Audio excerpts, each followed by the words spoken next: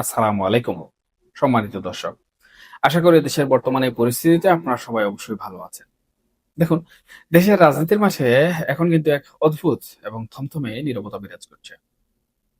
অনেকেই হয়তো ভাবছেন আওয়ামী লীগ একেবারেই শেষ হয়ে গেল। তারা আর কখনোই এই বাংলাদেশের রাজনীতিতে ঘুরে দাঁড়াতে পারবে না। কিন্তু রাজনীতির যে দাবা খেলা, সেখানে আপাত দৃষ্টিতে নীরবতা মানেই কিন্তু নিষ্ক্রিয়তা নয়। একটু গভীরভাবে, একটু তলিয়ে যদি চারপাশের ঘটনা প্রবাহ খেয়াল করেন, তাহলে দেখবেন দৃশ্যপটের আড়ালে সম্পূর্ণ ভিন্ন একটি সমীকরণ মেলানোর কাজ চলছে। আওয়ামী লীগ কিন্তু মুঠো কোনোভাবে বসেনি, বরং তারা খুব ধীরে সুস্থে এবং মেপে মেপে পা ফেলছে। একে একে তাদের উপর আরোপিত যত অভিযোগ, যত বয়ান, সবকিছুর উপর তারা এখন সুনির্দিষ্টভাবে অ্যাকশনে যাচ্ছে। দর্শক, আপনার মনে স্বভাবতই প্রশ্ন জাগতে পারে, এর মুখ্য উদ্দেশ্য আসলে কি?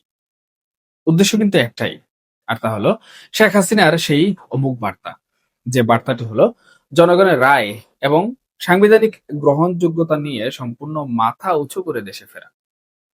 জুলাই এবং আগস্ট মাসে যে গণ অভ্যুত্থান বা আন্দোলন হলো, সেখানে যে বয়ান তৈরি করে আওয়ামী লীগের উপর সমস্ত দায়ভার চাপিয়ে দেওয়া হয়েছে, তারা এখন চাইছে সেই বয়ানটিকে আন্তর্জাতিক এবং আইনি লড়াইয়ের মাধ্যমে অসার প্রমাণ করতে। আসল সত্যটা, পেছনের যে গল্পটা, সেটা জনগণের সামনে উন্মোচন করা। আর এভাবেই তারা প্রস্তুত করছে শেখ হাসিনার স্বদেশ প্রত্যাবর্তন 2.0 এর মঞ্চ, যেখানে তাদের প্রত্যাশা যেদিন তিনি ফিরবেন, সেদিন লাখো জনতার স্বতঃস্ফূর্ত উপস্থিতি থাকবে। কিন্তু এই বিশাল লক্ষ্য অর্জনের জন্য তারা ঠিক কোন পথে হাঁটছে? হঠাৎ করে কি তারা আন্তর্জাতিক অঙ্গনে এমন কোনো চাল চেলেছে যা বর্তমান এই সরকারকে এবং সাবেক অন্তর্বর্তীকালীন সরকারকে ভাবিয়ে তুলেছে? আজকের এই আড্ডায়, এই আলোচনায় আমরা সেই অজানা হিসাব নিকাশ গুলোই একটু ভালো করে মিলিয়ে দেখার চেষ্টা করব। দেখুন সুপ্রিয় দর্শক, আপনারা নিশ্চয়ই লক্ষ্য করেছেন, গত কয়েকদিনে একটি খবর খুব নীরবে কিন্তু বেশ জোরালোভাবে আন্তর্জাতিক মহলে কিন্তু ধাক্কা দিয়েছে। খবরটি হচ্ছে, জাতিসংঘের কাছে শেখ হাসিনার পক্ষ থেকে একটি চিঠি পাঠানো হয়েছে। কিন্তু এই চিঠিটি যে সে কোনো চিঠি নয়, কিংবা যে সে কোনো উকিল দিয়ে পাঠানো হয়নি। চিঠিটি পাঠানো হয়েছে বিশ্বের অন্যতম শীর্ষ এবং আন্তর্জাতিক খ্যাতিসম্পন্ন আইনি প্রতিষ্ঠান ডাউট স্ট্রিট চেম্বারের মাধ্যমে। এই ল ফার্ম সম্পর্কে যাদের ধারণা আছে, তারা জানেন যে এরা কোনো সাধারণ মামলা বা ঠুনকো কোনো বিষয় নিয়ে আসলে কাজ করে না।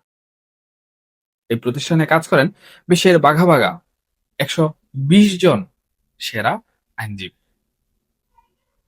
দর্শক, আর শেখ হাসিনার হয়ে জাতিসংঘের কাছে যিনি এই চিঠিটি পাঠিয়েছেন, তার নাম স্টেফেন পাওয়েলস কেসি।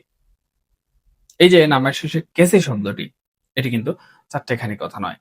কেসি মানে হলো কিংস কাউন্সিল। ব্রিটেনের রাজা নিজে অত্যন্ত সম্মানজনক এই টাইটেলটি দিয়ে থাকেন যেসব আইনজীবীদের, যারা বিশ্বের সবচেয়ে জটিল এবং স্পর্শকাতর মামলাগুলো পরিচালনায় সিদ্ধহস্ত। অর্থাৎ এখানে বোঝাই যাচ্ছে আওয়ামী লীগ কেবল রাজনৈতিক বুলিয়া উড়াচ্ছে না, তারা একেবারে মূলে আঘাত করতে চাইছে। তারা এমন কাউকে মাঠে নামিয়েছে যারা একটি চিঠির ওজন আন্তর্জাতিক আদালতে অনেক বড় হবে এবং তার ওজন অনেকখানি হবে। এখন প্রশ্ন হলো, স্টিফেন পাওয়েলস কেসি তার চিঠিতে আসলে কি বলেছেন? কেন এই চিঠিটি বর্তমান সময়ের প্রেক্ষাপটে এত বেশি গুরুত্বপূর্ণ? দেখুন, তিনি মূলত আঘাত করেছেন সেই জায়গাটিতে যেটিকে আমরা বলি স্ট্যাটিস্টিক্স বা পরিসংখ্যানের গোলক ধাঁধা। জাতিসংঘ তাদের একটি প্রাথমিক প্রতিবেদনে দাবি করেছিল যে জুলাইয়ের শুরু থেকে 15ই আগস্ট পর্যন্ত বাংলাদেশে প্রায় 1400 জন মানুষ নিহত হয়েছে। কিন্তু এই সংখ্যাটির সাথে খোদ অন্তর্বর্তীকালীন সরকার, অর্থাৎ ডক্টর মোহাম্মদ ইউনূসের সরকারের স্বাস্থ্য মন্ত্রণালয়ের প্রকাশিত গেজেটের আকাশ পাতাল তফাৎ। স্বাস্থ্য মন্ত্রণালয়ের গেজেটে বলা হয়েছে 5 আগস্ট পর্যন্ত নিহত সংখ্যা হচ্ছে 834 জন। অন্যদিকে বৈষম্য বিরোধী ছাত্র আন্দোলনের নিজেদের যে ওয়েবসাইট, সেখানে নিহতের সংখ্যা উল্লেখ করা হয়েছে ৬৫০ জন। সুপ্রিয় দর্শক, একটু হিসাবটা মিলিয়ে দেখুন তো। ডক্টর ইউনূসের সরকার নিজেই কিন্তু বলেছে ৫ই আগস্ট পর্যন্ত মারা গেছে ৮৩৪ জন। আর জাতিসংঘ বলছে ১৫ই আগস্ট পর্যন্ত মারা গেছে ১৪০০ জন। তাহলে মাঝখানের এই যে বিশাল একটা গ্যাপ, প্রায় ৫৬৬ জন মানুষ বা তাদের লাশের হিসাবে এরা কারা? এদেরকে কারা হত্যা করে? ৫ই আগস্টের পর তো শেখ হাসিনা দেশে নেই। আওয়ামী লীগের কোনো নেতাকর্মী তো তখন আর রাজপথে কোনোভাবে বুক ফুলিয়ে হেঁটে বেড়ায়নি। তারা সবাই আত্মগোপনে, কেউ পালিয়ে গেছে, কেউ বা দেশ ছেড়েছেন। পুলিশ বাহিনী তখন সম্পূর্ণভাবে নিষ্ক্রিয়। তাহলে ৫ই আগস্ট থেকে ১৫ই আগস্ট পর্যন্ত এই যে শত শত মানুষ খুন হলো, এই হত্যাকাণ্ডগুলো কে ঘটালো? স্টিফেন পাওয়েলস কেসি ঠিক এই জায়গাটিতেই পিনপতন নীরবতা ভেঙেছেন। তিনি অত্যন্ত যৌক্তিকভাবে প্রশ্ন তুলেছেন, এই যে পরিসংখ্যানের বড় ধরনের গলদ, এটি কি নিছকই কোনো ভুল, নাকি রাজনৈতিক সহিংসতাকে উস্কে দেয়া এবং একটি বিশেষ মহলকে বৈধতা দেওয়ার জন্য ভুল তথ্য ব্যবহারের একটি বিপজ্জনক নজির স্থাপন করেছে খুদ জাতিসংঘ? চিন্তা করা যায় জাতিসংঘের উপরে কত বড় অভিযোগ আনা হয়েছে। এটি কিন্তু কোনোভাবেই আমার দৃষ্টিতে চারটেখানি কথা নয়। আপনারা একটু পেছনের দিকে ফিরে তাকান। যখন জাতিসংঘ এই তদন্তটি শুরু করতে চাইল, তখন তারা বলেছিল যে তারা ১৫ই সেপ্টেম্বর পর্যন্ত তদন্ত করতে চায়। কিন্তু ডক্টর ইউনূসের সরকার তাতে বাদ সাধল। তারা বলল, না, ১৫ই সেপ্টেম্বর পর্যন্ত নয়, তদন্ত করতে হবে কেবল ৫ই আগস্ট পর্যন্ত। কেন এই আপত্তি?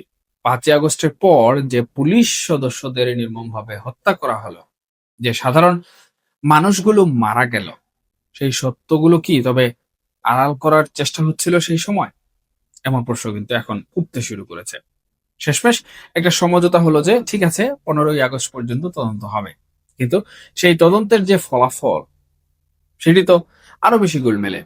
স্টেফেন পাওয়েলস কেসি তার চিঠিতে স্পষ্ট ভাষায় দাবি করেছেন যে জাতিসংঘের অনুসন্ধান প্রক্রিয়াটি ছিল চরমভাবে রাজনৈতিক উদ্দেশ্য প্রণোদিত। সেখানে অন্তর্বর্তীকালীন সরকার এবং ব্যক্তিগতভাবে ডক্টর ইউনূসের প্রভাব থাকা নিয়ে তিনি অত্যন্ত গুরুতর প্রশ্ন তুলেছেন। দর্শক, এই প্রভাবের কথা যখন আসে, তখন কিন্তু আরেকটি নাম খুব স্বাভাবিকভাবেই আমাদের সবার সামনে চলে আসে। তিনি কে? তিনি হলেন জাতিসংঘের মানবাধিকার বিষয়ক হাই কমিশনার, বর্তমান প্রধান ভলকার তুর্ক।